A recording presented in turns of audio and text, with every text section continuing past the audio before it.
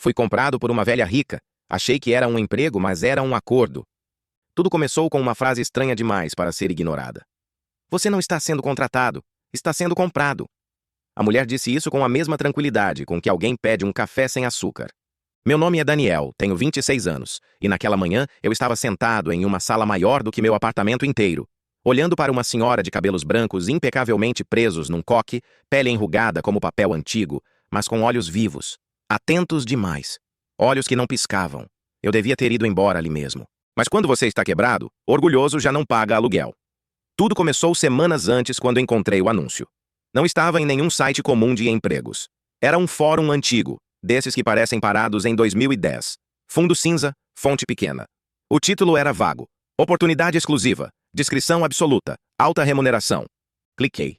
Nada de detalhes. Apenas um e-mail criptografado e uma exigência curiosa. Somente maiores de 25 anos. Disponibilidade total. Respondi sem pensar muito. 2 dias depois recebi uma mensagem curta. Aprovado para a entrevista. Endereço anexo. Não se atrase. O endereço me levou a um bairro onde os portões têm mais segurança que bancos. Uma mansão antiga, cercada por jardins silenciosos demais. Fui recebido por um homem alto, magro, de terno cinza.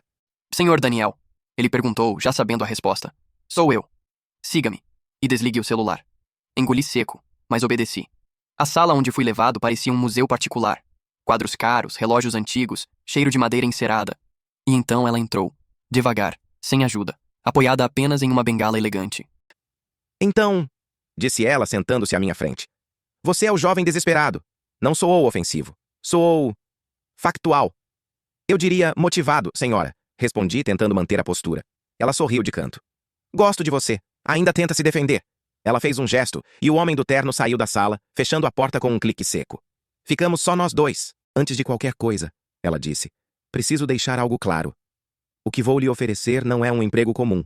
Não há horário fixo. Não há férias. E não há liberdade completa. Meu estômago revirou. Desculpe, eu não entendi. Ela abriu uma pasta de couro e deslizou alguns papéis na minha direção. Eu sou muito rica, Daniel. Rica o suficiente para comprar coisas que dinheiro normalmente não compra. Lealdade, presença, silêncio. Passei os olhos pelo contrato. Termos longos, linguagem formal. Um valor absurdo destacado em negrito. Isso é mensal? Perguntei incrédulo. Não, ela respondeu. Isso é o preço. Levantei o olhar. Preço de quê? Ela se inclinou levemente para frente, a bengala apoiada ao lado da cadeira. Seu tempo, sua prioridade, sua disponibilidade. Você continuará sendo um homem livre perante a lei. Mas na prática, enquanto este contrato durar, você será meu. O silêncio caiu pesado entre nós.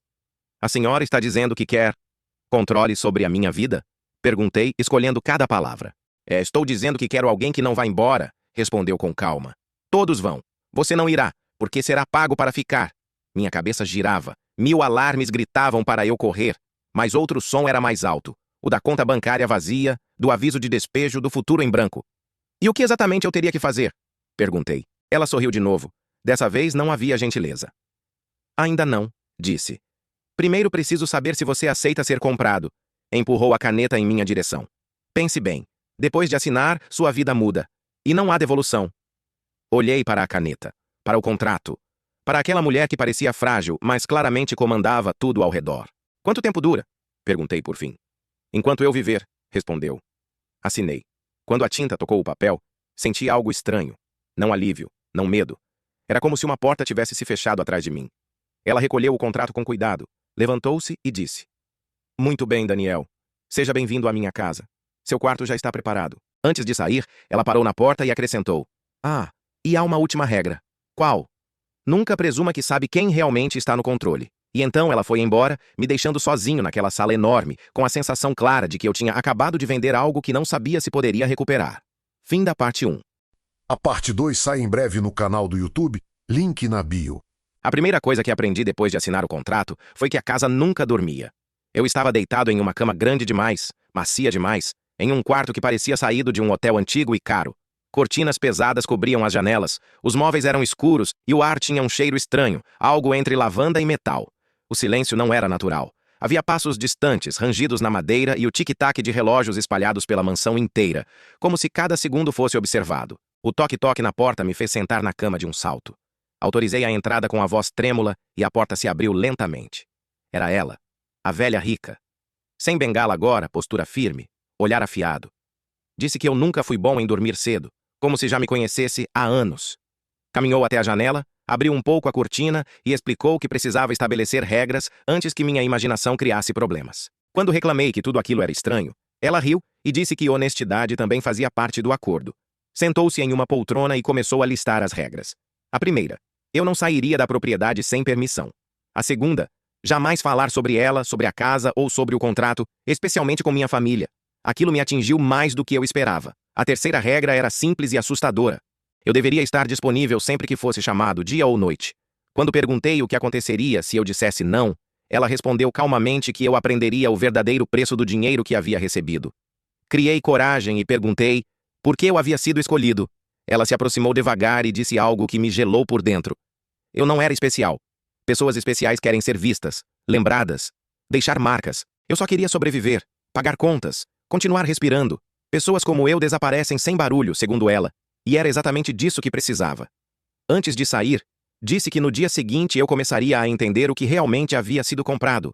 Depois que ela foi embora, o silêncio voltou a dominar o quarto. Horas depois, quase dormindo, fui acordado por gritos distantes, abafados, como se viessem de algum lugar abaixo da casa. Meu coração disparou. Peguei o contrato sobre a mesa de cabeceira como se fosse proteção. Então ouvi vozes no corredor. Uma dizia que eu ainda não sabia de nada. A outra respondeu que isso era bom, porque quanto menos eu soubesse, mais tempo eu duraria. Me afastei da porta, tremendo. Naquele momento algo ficou claro de forma assustadora. Eu não tinha sido contratado para algo simples. Eu era parte de algo que já existia antes de mim. Algo silencioso, escondido e perigoso.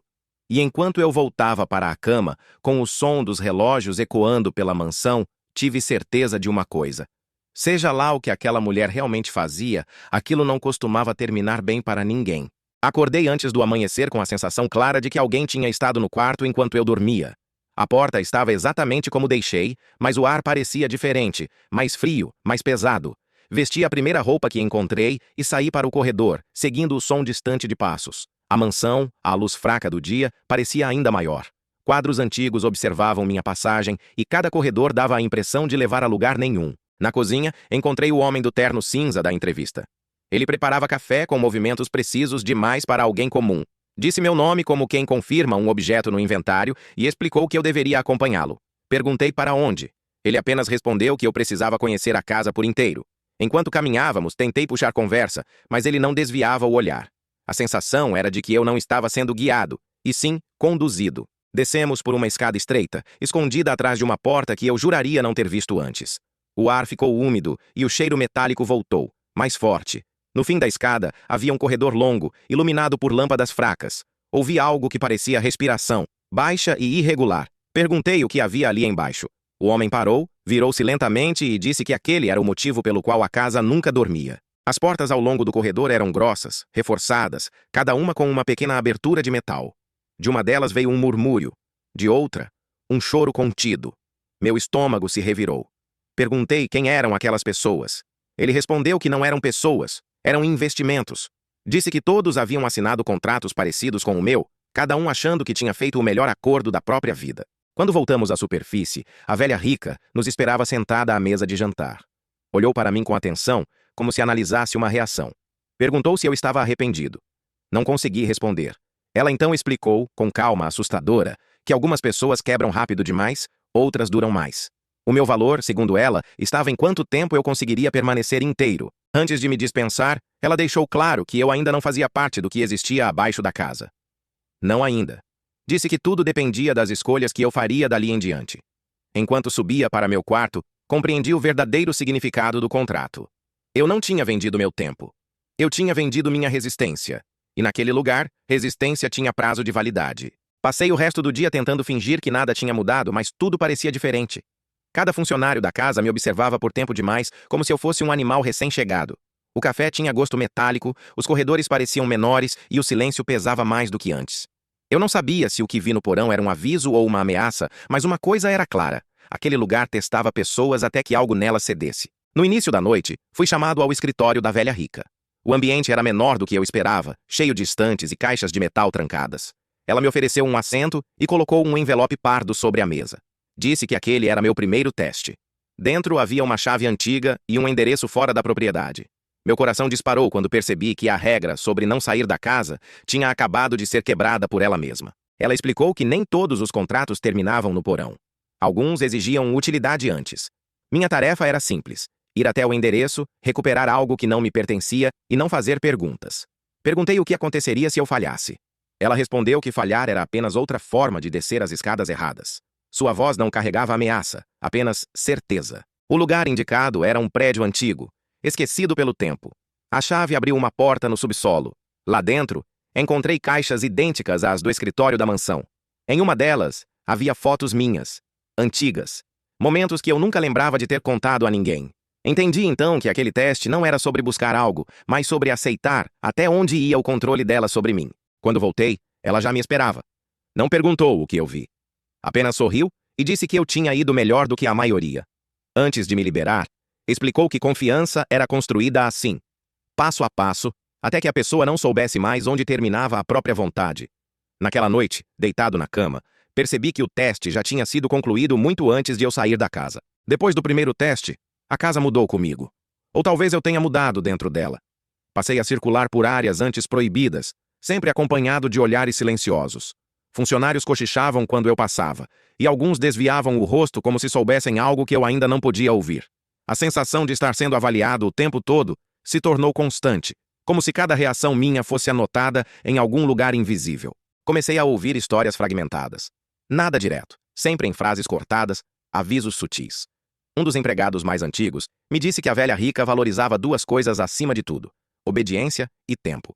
Segundo ele, quem durava mais era recompensado, mas ninguém saía ileso. Perguntei o que acontecia com os que quebravam primeiro. Ele apenas apontou para o chão, em silêncio, e mudou de assunto imediatamente. Numa madrugada, decidi descer sozinho. Não até o fim, apenas o suficiente para confirmar que o que eu tinha visto era real. No corredor subterrâneo, ouvi uma voz me chamar pelo nome. Era fraca, rouca, mas claramente humana. Aproximei-me de uma das portas e, pela pequena abertura, vi um homem magro demais, com olhos fundos. Ele sorriu ao me ver e perguntou há quanto tempo eu estava ali. Quando respondi, ele riu, como se eu tivesse contado uma piada cruel. Ele me disse que também achou que era especial no começo, que acreditou que sobreviveria mais que os outros. Perguntei quanto tempo ele estava ali. Ele respondeu que tinha parado de contar quando percebeu que o tempo era usado como punição. Antes que eu pudesse dizer mais alguma coisa, ouvi passos vindo do alto. Me afastei rápido, o coração disparado, carregando aquela risada comigo. No dia seguinte, a velha rica me chamou para o café. Disse que eu estava indo muito bem, mas que curiosidade excessiva era um defeito comum nos que quebravam cedo. Não neguei. Ela então explicou com a calma de sempre que algumas pessoas resistem por medo, outras por dinheiro. As mais raras resistem por orgulho. Olhou diretamente para mim e perguntou qual eu achava que era o meu caso. Não respondi, e ela sorriu como se tivesse acabado de confirmar algo importante. Depois da conversa no café, passei a sentir algo novo dentro da casa. Expectativa. Não era esperança, mas também não era medo puro. Era como se eu tivesse passado de peça comum para algo que merecia atenção especial. A velha rica me observava mais de perto, e os funcionários passaram a agir com cuidado excessivo ao meu redor. Aquilo me fez entender que eu não estava mais invisível, e naquele lugar ser visto podia ser tão perigoso quanto descer ao porão. Foi nessa fase que notei pequenas falhas. Portas que demoravam a trancar, horários que se repetiam demais, funcionários que seguiam rotinas rígidas demais para serem naturais. A casa parecia viva, mas previsível. Comecei a memorizar tudo. Passos, trocas de turno, luzes que se apagavam alguns segundos antes do resto. Não era um plano ainda, mas era o começo de algo. E, pela primeira vez desde que assinei o contrato, senti que talvez o controle dela não fosse absoluto. Certa noite, enquanto caminhava por um corredor lateral, ouvi um sussurro atrás de mim. Uma funcionária mais jovem, que eu quase nunca via, deixou cair um pano de limpeza perto dos meus pés. Quando me abaixei para ajudar, ela murmurou rapidamente que eu não era o primeiro a tentar entender a casa, mas poderia ser o primeiro a sair andando. Antes que eu pudesse reagir, ela se afastou, como se nada tivesse acontecido. Passei horas remoendo aquelas palavras. Sair andando não soava como fuga desesperada, mas como algo planejado, algo permitido por uma brecha que eu ainda não via. No fundo, percebi que a velha rica confiava demais na ideia de que todos quebram. Talvez esse fosse o erro dela. Talvez ninguém nunca tivesse aguentado tempo suficiente para perceber que o contrato não prendia corpos. Prendia decisões. A brecha se revelou numa madrugada silenciosa demais. A funcionária que havia falado comigo deixou uma porta destrancada perto da ala antiga, algo que nunca acontecia. Ao atravessá-la, encontrei um cômodo esquecido, cheio de caixas e registros. Ali estavam contratos antigos, nomes riscados, datas interrompidas. Entendi então que ninguém tinha realmente fugido. Alguns haviam sido soltos, não por piedade, mas porque deixaram de ter utilidade. Quando a velha rica me chamou naquela manhã, percebi que ela sabia. Disse que eu tinha ido longe demais, mas não parecia irritada. Pelo contrário, parecia satisfeita. Explicou que tudo aquilo era um filtro. Que o porão não era punição, mas descarte. Os que resistiam pensavam, observavam e aprendiam. Esses tinham valor real. Olhou para mim e disse que eu tinha passado do papel de propriedade para o de sucessor. Recusei. Pela primeira vez disse não. Expliquei que não queria a casa, nem o controle, nem repetir o ciclo. Ela ficou em silêncio por um longo tempo e então riu, cansada. Disse que aquela resposta era exatamente o que a convencia de que eu estava pronto. Pela primeira vez, falou de cansaço. De quanto tempo sustentava tudo aquilo sozinha. Disse que precisava escolher entre me quebrar ou me soltar. Naquela noite, dormi com a certeza de que a decisão final não estava mais nas mãos dela. Acordei com a casa em silêncio absoluto.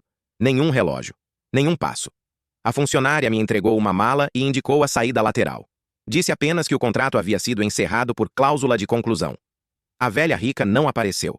Ao cruzar o portão, senti algo estranho. Não liberdade imediata, mas leveza, como se o peso tivesse sido retirado sem aviso. Meses depois, ainda penso naquela casa. Pesquisei. Ela foi vendida. O porão lacrado. Nenhuma denúncia, nenhum escândalo. Oficialmente, nunca existiu nada ali. Às vezes me pergunto quantos contratos ainda estão em gavetas que ninguém ousa abrir. O dinheiro que recebi nunca foi cobrado de volta. Nunca foi explicado. Talvez fosse pagamento. Talvez fosse silêncio. Hoje, vivo uma vida comum. Trabalho, pago contas, durmo mal algumas noites. Mas aprendi algo que ninguém pode tirar de mim. Algumas pessoas não compram corpos, compram escolhas. E o verdadeiro teste nunca foi obedecer, fugir ou resistir. Foi perceber que o poder dela só existia enquanto alguém aceitava jogar. E eu fui o primeiro que simplesmente saiu andando. Fim.